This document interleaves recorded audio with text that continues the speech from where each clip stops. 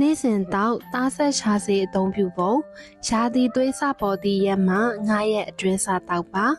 ညအတိုင်းတစ်နေ့တစ်လုံးနေ့စဉ်အချိန်မမှန်တောက်ပါ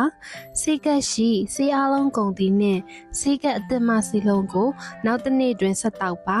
တစ်လုံးနှလုံးတောက်ရန်မိခဲ့တော်၎င်းဆေးကပ်အသစ်စတောက်ရန်တစ်ရက်နှစ်ရက်မိခဲ့တော်၎င်းတိတိချင်းဆေးတစ်လုံးတောက်ပါ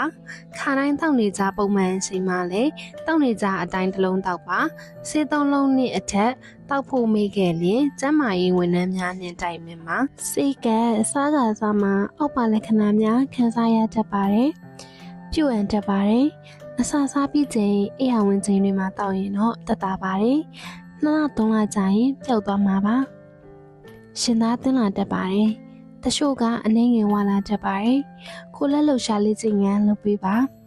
တခါတလေရာသီသွေးတစ်ဆက်ပေါ်တတ်ပါတယ်။ဆေးကိုမမှန်ဆက်တော့ရင်ရာသီပုံမှန်ဖြစ်ပြီးသွေးစင်းလဲလာပါမယ်။တချို့မှလည်းတာမန်ခေါင်းကိုက်တာခံစားရတတ်ပါတယ်။ဒါပေမဲ့ဒါတွေဟာစိုးရိမ်စရာမဟုတ်ပါဘူး။မကြခင်မှာပျောက်သွားမှာပါ။ခေါင်းကိုက်ပျောက်ဆေးလည်းတောင်းနိုင်ပါတယ်။လိုအပ်ရင်တော့ကျမရေးဝန်ထမ်းနဲ့တိုင်ပင်ပြီးအကြံဉာဏ်ရယူပါ။နေ့စဉ်တော့သားဆက်ရှာစီကသုံးဆွဲနိုင်သူများအမျိုးသမီးအားလုံးဒီပါနဲ့တန်လျော်ပါတယ်။ဟော်မုန်းပါတော့သားဆက်ရှာစီများအသုံးပြုမယ်ဆိုရင်သွေးပေါင်ချိန်တိုင်းတင်ပါတယ်။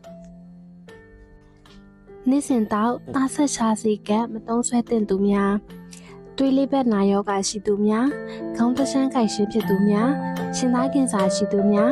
ဆီးချိုယောဂရှိသူများလက်တလောအသေးရောင်ယောဂရှိသူများအသေးချောက်သူများအသေးကင်ဆာယောဂရှိသူများအရှို့ TB ယောဂဆေးများအတက်ယောဂသက်သာစေသည့်ဆေးများနှင့်တွဲဖက်သုံးပါကဆေးရနည်းတင်ရောနဲ့ဆင်နိုင်ပါတယ်